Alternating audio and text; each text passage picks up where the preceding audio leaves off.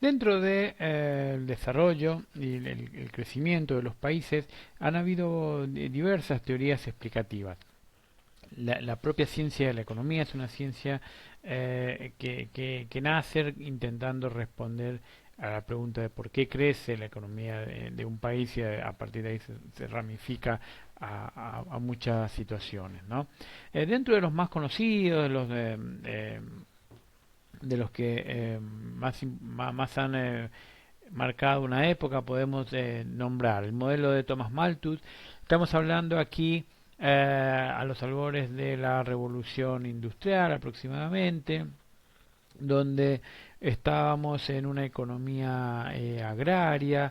El principal problema de la época era darle de comer a la población y entonces el crecimiento estaba limitado, según el modelo de Malthus, por la disponibilidad de tierras, porque había que darle de comer a la población. La actividad en la agricultura era la principal actividad de donde salían los alimentos, y la agricultura es intensiva en tierra. Entonces se utiliza la tierra más fértil, la mejor tierra para generar productos agrícolas, y a medida que la población fuera creciendo, como el stock de tierra está dado, es decir, no podemos inventar más tierra, y habiendo ya utilizado las parcelas más fértiles, toda la tierra que se podía ir ganando iba a ser menos fértil que la que ya se estaba utilizando. Por lo tanto, los rendimientos de la tierra, los rendimientos marginales de la tierra iban a ser decrecientes cada vez a ritmo mayor. Iba a llegar un momento entonces en que el crecimiento poblacional iba a llevar a que no se le pudiera dar de comer a toda la gente. Entonces era sombrío aquí el pronóstico de crecimiento, y Malthus entonces decía que el crecimiento poblacional iba a llevar a un punto en que la propia población se iba a reducir, a controlar por el hambre, debido a que no se le iba a poder dar de comer. Esto no sucedió, y no sucedió, bueno, básicamente porque pasó algo que Malthus no consideraba, que era el avance tecnológico. El modelo neoclásico, eh, que lo podemos considerar con o sin progreso técnico, hace hincapié en los stocks de capital y de trabajo. Entonces, el modelo neoclásico establece que la función de producción de un país es función del capital y del trabajo. Entonces, si un país, el producto, la cantidad de bienes y servicios que un país va a poder producir depende de su stock de trabajo y de capital. Dado un stock de trabajo y capital, es la frontera de producción a la que puede llegar un país. En el caso del crecimiento del progreso técnico, solo uno de los mayores exponentes de este modelo establece lo que se denomina el residuo de solo, que era todo aquel crecimiento económico que no se puede explicar por el capital o el trabajo con el que cuenta un país en otro momento, si con los factores productivos, se dice que es producto del residuo. El residuo es: recogemos todo lo que el modelo no puede explicar, en este caso por trabajo y capital, todo el crecimiento que no explicamos por trabajo y capital, lo metemos en una cosa que se llama residuo de solo, y básicamente eso era el cambio tecnológico. Es decir, el residuo de solo básicamente recogía el crecimiento que se daba más allá de la acumulación o de la mayor cantidad de stock de trabajo y de capital, y era también entonces debido al progreso técnico. Más cerca en el tiempo se comenzó a hablar del crecimiento endógeno. Eso tiene que ver con las condiciones propias institucionales de funcionamiento de la economía de los países, que llevan a mayores o menores índices de crecimiento, ¿no? Cuando se estudia el crecimiento, la riqueza de las naciones, a ver, los países ricos son ricos porque crecieron, ¿bien? Es decir, hacen y crecieron en los últimos 100 años. Ahí se hicieron ricos, digamos. El poder siempre ha sido militar. La geopolítica está dominada por el poder militar. El poder económico lleva a que muchos países sean ricos, algunos con poder militar y con poder político, entonces otros no. pero era el tamaño lo que hacía al poder. En el crecimiento y en el desarrollo pueden ser países más grandes o más chicos, con o sin poder militar, aquellos que tengan desarrollo económicos y humanos importantes. El crecimiento endógeno va entonces a estudiar aquellas condiciones que hacen que algunos países tengan mayor o menor crecimiento más allá de las explicaciones tradicionales de stock de trabajo y de capital. Bien, y tiene que ver con las instituciones, básicamente con los incentivos y la aplicación de esos incentivos económicos por parte de los agentes económicos y cómo eso repercute en las estadísticas, en los productos brutos y en general en las variables económicas de los países. La teoría de la convergencia era una teoría que estaba mucho en boga, digamos, allá por los años 80, 70, 80. Se hablaba de la teoría de la convergencia que decía que los países menos desarrollados, los menos favorecidos en términos de desarrollo económico, iban a tender a converger a los niveles de producto y de PBI de los países desarrollados. La verdad que esto no ha pasado y casi que hay convergencia inversa en algunos lados, ¿no? Pero bien, la teoría de convergencia entonces indica que si un país crece y funciona su economía mejor que el otro, esto está de alguna manera relacionado con aquel famoso efecto de derrame, ¿no? Si a uno le va bien matar temprano al otro le va a hacer que le vaya bien. No surgen evidencias que esto sea tan así. Yo soy más partidario de entender las limitaciones o los drivers de crecimiento que vienen a partir de estudiar el crecimiento endógeno. Otra cosa de la que se habla mucho últimamente tiene que ver con el crecimiento sostenible, el crecimiento sustentable, es lo mismo, no es lo mismo, la sostenibilidad, la sustentabilidad. La verdad que acá de nuevo hay mucho para decir.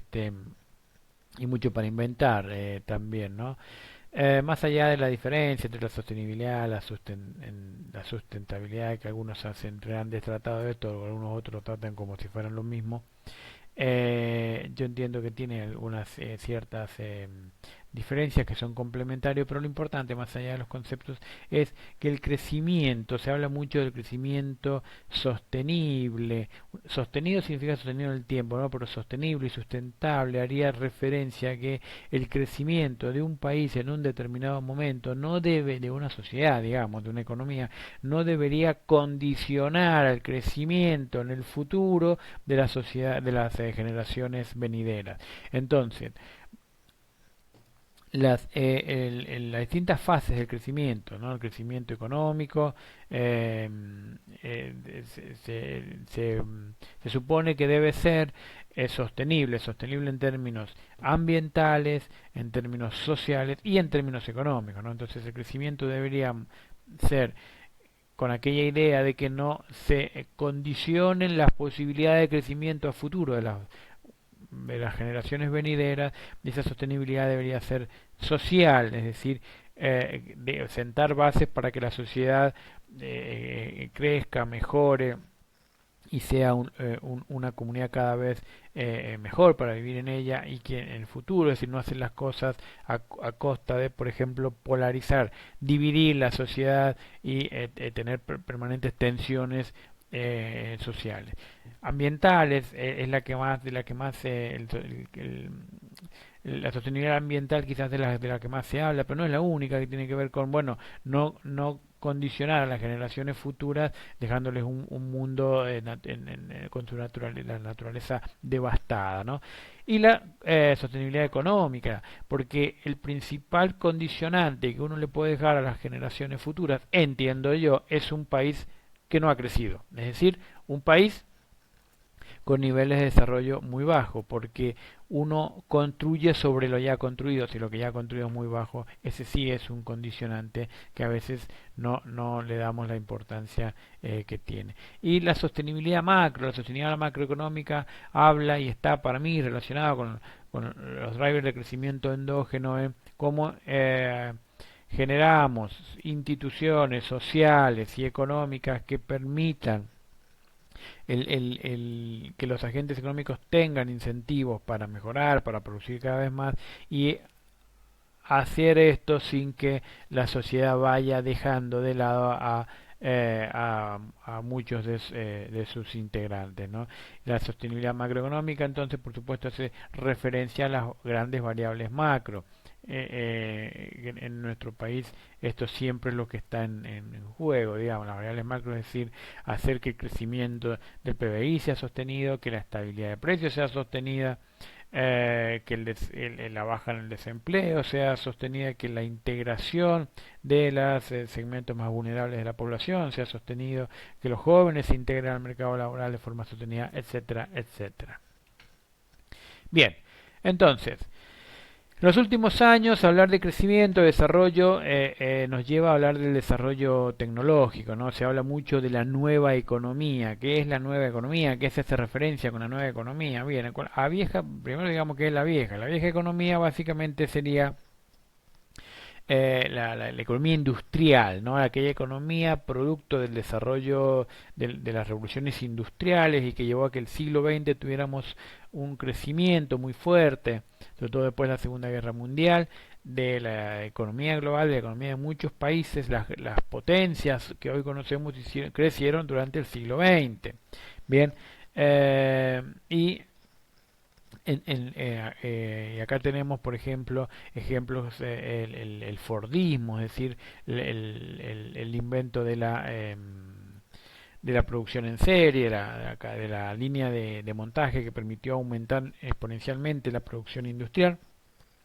Todas las empresas nacidas en ese paradigma se les considera la vieja economía, en realidad no es tan vieja, pero ¿y qué sería la nueva? Entonces, bueno, las empresas aquella tecnología basada en los desarrollos tecnológicos muy fuertes que hemos tenido en los últimos 20 o 30 años. Pero en realidad, cuando uno habla de nueva economía, es un poco tramposo el término porque los dogmas son los dogmas son los mismos, es decir, que la filosofía económica no mismo, lo que cambia son las formas, lo que cambia son los medios, bien, ahora quizás no sean las automotrices las principales empresas del mundo, sino las plataformas tecnológicas, las plataformas digitales, pero la forma de funcionamiento de la economía, la filosofía económica siguen siendo la misma con nuevas, la misma filosofía, los mismos dogmas con nuevas formas.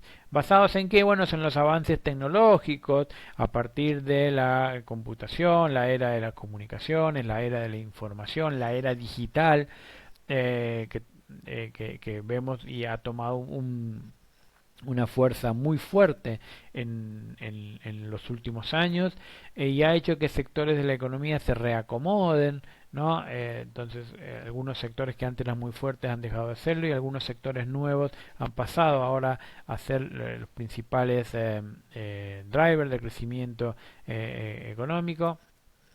Y esto se da en un contexto de globalización que ha tenido diversas olas globalizadoras desde fines de la Edad Media hasta el siglo XX y que hoy se encuentra inserta en una ola globalizadora digital, digamos, donde lo que vemos es que grandes corporaciones que hace pocos años no existían, hoy dominan el mundo de los negocios, encabezan los rankings de las valoraciones bursátiles de las empresas y esas plataformas, acá tenemos las redes sociales, las plataformas de los marketplaces de compraventa, varias presentes, se han globalizado, es decir, que han llevado sus modelos de negocios y muchas veces de la propia empresa y van surgiendo nuevas eh, a todo el mundo, pero van surgiendo nuevas porque la dinámica es de generar nuevas formas de negocio, nuevas formas de ver las cosas y cada vez vamos avanzando más rápido, es decir, vemos empresas que se hicieron muy grandes, pero a pocos años vemos empresas que se hicieron igual de grandes en menos tiempo. Entonces, esa dinámica que tiene que ver con los avances tecnológicos, la globalización digital, donde hay mucho referido a la investigación, al desarrollo y a la innovación. Antes se hablaba solamente de investigación y desarrollo, ahora estamos en investigación, desarrollo e innovación. Lleva a que, si bien son los mismos dogmas, la economía de hoy tiene formas, tiene canales y tiene oportunidades distintas a las que tenía hace 100 años, 50 años, 20 años y le diría yo 5 años atrás también. Estamos en un mundo nuevo donde lo vemos en los indicadores bursátiles. Fíjense, este es un pequeño listado esto era para principios del 2020, las principales empresas del mundo en términos de capitalización bursátil, es decir, las multinacionales, las empresas más grandes del mundo son estas. Fíjense, eh, si uno lo toma el último o el penúltimo, van cambiando en los primeros puestos, pero digamos se pasan entre ellas, pero el perfil es el mismo. Esto que está al principio del año 2020 tiene como número uno a una empresa saudí que en realidad es como si fuera el país, acá no es la empresa de energía, la petrolera de los de Arabia Saudí, con una capitalización bursátil que la ha llevado al primer lugar. Y ahí nomás está Apple, la de las Mac, la de los iPhone, la de Steve Jobs. En segundo lugar, Microsoft. Fíjense que las capitalizaciones son muy similares. Microsoft, que durante muchos años, en los 90, principios de los 2000, encabezaba este ranking, sigue estando ahí. Microsoft es viejita ya, la nueva es de las viejas dentro de las nuevas, digamos. Amazon, el marketplace más grande, Jeff Bezos es su creador, está en cuarto lugar. Alphabet, esto es Google, está ahí también. Facebook, bien. Alibaba, el otro marketplace chino, bien, está en este top 10. Y después tenemos, fíjense quién va apareciendo, los sospechosos de siempre, como decía en la película, fondos de inversión, es decir, acá tenemos servicios de comunicación, acá hay otro banco, bien, acá está Visa, es decir que tenemos una presencia muy fuerte de empresas que antes no existían. Pensemos en Facebook, Google, que cuando decimos antes, hace pocos años, no eran lo que hoy son, no, son relativamente nuevas, y si bien son más viejas, Apple, Microsoft pueden estar ahí. Amazon es más o menos intermedia, junto con los grandes de siempre, la banca, el sector de la energía, el sector de la comunicación. Y después vienen muchas empresas que conocemos y que tienen que ver, además de estos sectores que acabamos de nombrar, hay dos sectores que siempre están presentes y son muy fuertes, que es con el consumo masivo, las empresas de producción de productos de consumo masivo, Johnson Johnson, Procter Gamble, etcétera, y las empresas de retail, donde está Walmart. Y bueno, si miramos vamos a ver que hay otros ahí entonces, que son los que venden las cosas que en definitiva la gente compra y que compiten cada vez más con los marketplaces, las plataformas como Amazon, Alibaba. Y nosotros tenemos nuestro Mercado Libre. Bien, entonces juntos son las empresas más grandes. Si ustedes toman esta lista de hace 20 años, de hace 10 años es totalmente distinta, de hace 20 años es totalmente distinta, de hace 50 años es absolutamente distinta. Como nota de color, fíjense, la Coca-Cola está en el lugar 26, con todo la nueva impronta, digamos. Coca-Cola es mucho más que la Coca-Cola. De nuevo, Exxon, energía. Toyota, la productora la automotora de vehículos, está en el lugar 31. Antes, hace 40, 50 años, las automotrices encabezaban, estaban en el top 10 y había 3 o 4 de ellas. Fíjense acá, Pfizer, y por acá está AstraZeneca, están algunos de los laboratorios que están con la cuestión de la vacuna de COVID. Netflix en el lugar número 52. Netflix, recuerden que empezó siendo una empresa que, si no estoy equivocado, te llevaba a tu casa DVDs. Bien, bueno, le competía a Blockbuster. Hoy es la empresa número 52 en capitalización bursátil, un monstruo. Más grande que el Citigroup, más grande que McDonald's, el monstruo de los monstruos de los de las tiendas de comida rápida.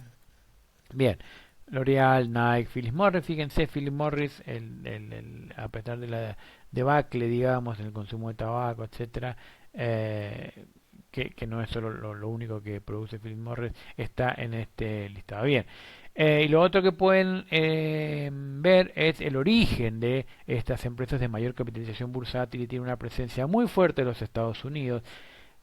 Va creciendo en la presencia de China y después el resto se divide entre algunos países. Bueno, acá dijimos Arabia Saudí, en el caso de la energía, en los países productores de petróleo tienen presencia, pero están los Estados Unidos, los chinos y después sueltos países europeos con algunas empresas. Latinoamérica en este listado está rezagado. Bien. ¿Qué es un unicornio? Cuando hablamos de nueva economía, de los nuevos procesos de producción, etcétera, debemos hablar de lo que se denominan las startups. ¿Bien? Una startup es un término que deberían conocer, considerar. Son las empresas, los nuevos emprendimientos, los emprendedores tecnológicos, son empresas generadas por por emprendedores, decíamos, de base tecnológica, de base digital, 100% funcionando en Internet o de manera virtual, con una base entonces tecnológica muy fuerte y con una posibilidad de escalabilidad muy grande. ¿Qué significa? Que si le va bien puede crecer exponencialmente en muy poco tiempo. ¿Bien? Eso es más o menos la idea, si son los emprendimientos tecnológicos modernos de alta probabilidad de ser de escalabilidad, de ser escalable. Bien. Y el unicornio son las startups cuya valoración de mercado ha pasado los 1.000 millones de dólares. Fijemos que a enero del 2020, Statista nos dice que los mayores unicornios, es decir, estas empresas, esto viene de aquella vieja idea, ¿no? Muchas de las empresas de la nueva tecnología, sobre todo las más viejas, crecieron con aquella idea de que eran unos jóvenes algún garaje, ¿no? Iniciando un pequeño negocio. Así inició Microsoft, Apple, acá, más cerca en el tiempo, Mercado Libre, que lo hicieron una cochera del padre del fundador. Y hay muchas otras empresas que arrancaron así. Bien, es la idea entonces de esa empresa que nace así, con más idea que capital, pero con una muy buena y decidida estrategia de negocio, con una base tecnológica muy fuerte y una alta escalabilidad. Y de ahí llegan a, fíjense, para el principio del 2020 hay dos empresas chinas que lograron tener, eso significa que esta empresa vale o valía en enero del 2020 $75.000 millones, se dedicaba a la inteligencia artificial. Otra que es una aplicación de transporte, $56.000 millones. Después vienen cuatro de Estados Unidos. Una de ellas es SpaceX, es la empresa de Musk de viajes aeroespaciales, que ya valía $33.300 millones. Y acá está Airbnb. Bien, Airbnb, la empresa, la plataforma de alquiler temporario, $35.000 millones, muy resistida por el sector hotelero tradicional. Siempre cuesta seguir, subirse, digamos, a las tendencias, pero no se tapa el sol con la mano. Después viene otra empresa china que es una aplicación de videojuegos, $18.000 millones. Estos muchachos que se dedicaron, muchachos y muchachas, a hacer videojuegos. Bueno, su empresa vale o valía en enero del 2020 $18.000 millones. Otra de e-commerce, videojuegos, drones. Estos son los sectores que habían nacido como emprendimientos tecnológicos chiquitos y habían llegado a grandes valoraciones de mercado. ¿Y qué pasa en Latinoamérica? Bien, en Latinoamérica a principios del 2020, esto es enero del 2020, el unicornio más valioso, es decir, que mayor valoración de mercado tenía una empresa de origen argentino, que es Mercado Libre, había llegado a los 31.500 millones, esto ya se dejó atrás, a mediados del 2020 estaba cerca de los 40.000 millones de dólares de capitalización bursátil, y eso que tuvo meses de baja con la pandemia y la cuarentena, después subió, como en la mayor parte de las acciones del mundo, ¿no? Y después tenemos una que se dedica, es una fintech de pagos, otra fintech, Globant, es otra de origen argentino, Rappi es una de las plataformas de delivery brasilera. Bueno, fíjense, y al último tenemos algo que nos resulta un poco más conocido, que es Despegar, que es una agencia de viajes virtual. Fue muy golpeada la capitalización bursátil de esta empresa con la pandemia, pero ¿cuál es la idea? Bueno, Latinoamérica está un poco fuera del mapa, del mapa global en capitalización bursátil de sus startups, pero así todo tiene una presencia eh, que no es para nada menor, y hay presencia más allá de las fintech. El fintech son las empresas dedicadas a finanzas tecnológicas, significa, ¿no? Eh, los bancos digitales, las billeteras virtuales, etcétera, mucho en el retail, en la venta, y después todo lo que se les pueda llegar a ocurrir. Bien, la mayor parte de estas empresas y de las startups y de las empresas que hoy dominan la capitalización bursátil dentro de lo que se denomina nueva tecnología, la nueva economía, fueron creadas entonces por emprendedores jóvenes y con una visión de negocios innovadora, con una fuerte apuesta tecnológica a la digitalización. Bien, entonces, como corolario, el futuro lo tenemos prácticamente enfrente de nuestros ojos y no sabemos cómo va a ser ese futuro, pero sí sabemos que, como decía el Mahatma Gandhi, hace ya muchos años lo decía, el futuro depende de lo que hacemos en el presente. Así es que si queremos hablar de crecimiento, desarrollo, hay cosas en las que uno